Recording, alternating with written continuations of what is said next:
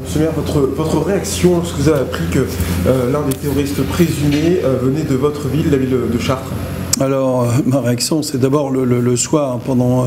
j'ai suivi ça, vous savez, j'étais au match de basket, là, Jean Cochet, je regardais les filles, là, et là, on a suivi un peu en direct les événements, donc là, c'était l'émotion, et ensuite, eh bien, quand le lendemain matin, j'apprends qu'il y a un Chartrain, là, c'est l'effroi, quoi, parce que on se dit, tout ça aurait pu se passer ici, c'est des jeunes qui vivent dans notre cité, et là, ça fait froid dans le dos.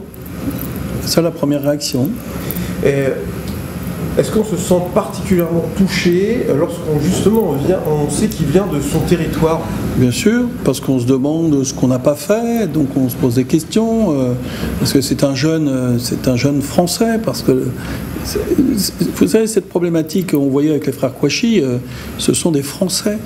Donc, quand on fait ça, on se dit, c'est un peu une guerre civile, quoi, puisque ça se passe chez nous et avec des gens qui appartiennent à notre pays.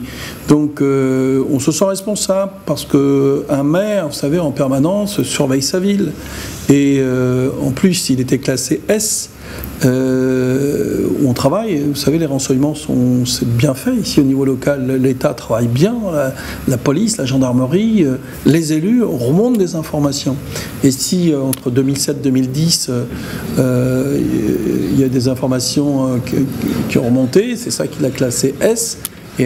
Mais au-delà de ça, on se demande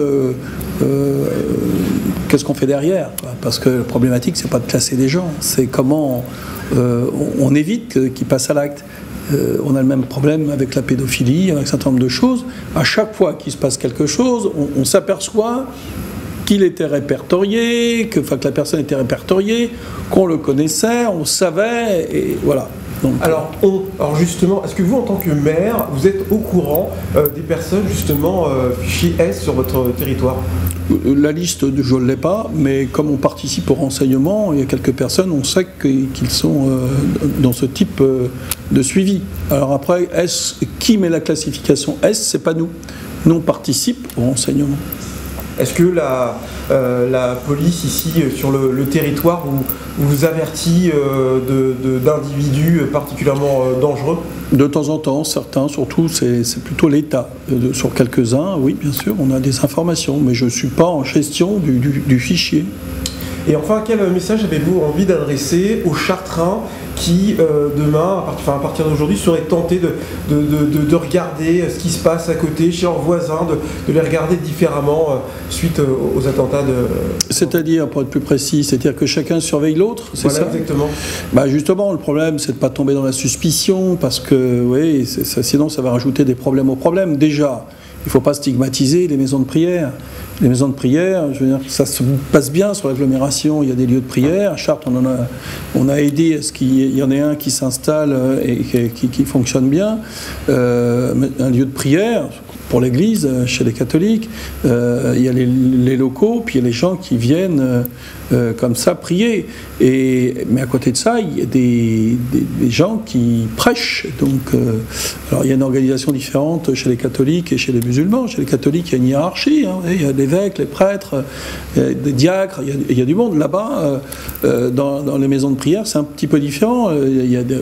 Chacun peut être celui qui va prêcher, être l'imam, et on sait très bien que de temps en temps il y a des gens qui ont des positions assez radicales, donc c'est ça qu'il faut surveiller.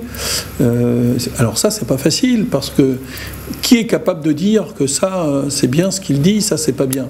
On peut pas d'un côté dire on est laïque, chacun a son